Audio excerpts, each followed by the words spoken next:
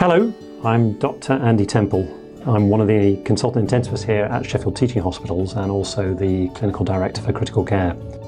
We fully understand that not being able to routinely visit your loved one during the current COVID-19 pandemic is particularly difficult for you. We have therefore developed a short video of one of the critical care areas in an attempt to try and give you an idea of where your loved one is being cared for and some pictures of staff who will be caring for them. Please be assured we are doing our absolute best for your loved one, and we hope you find some reassurance from what you are about to see. Thank you.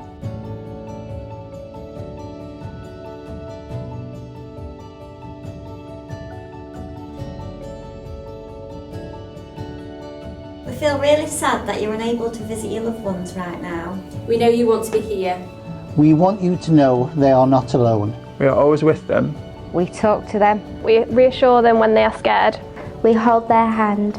We make them smile and tell them when you call. We care about you. And we will continue to always do the best we can for your loved ones. We want you to know they are safe and cared for.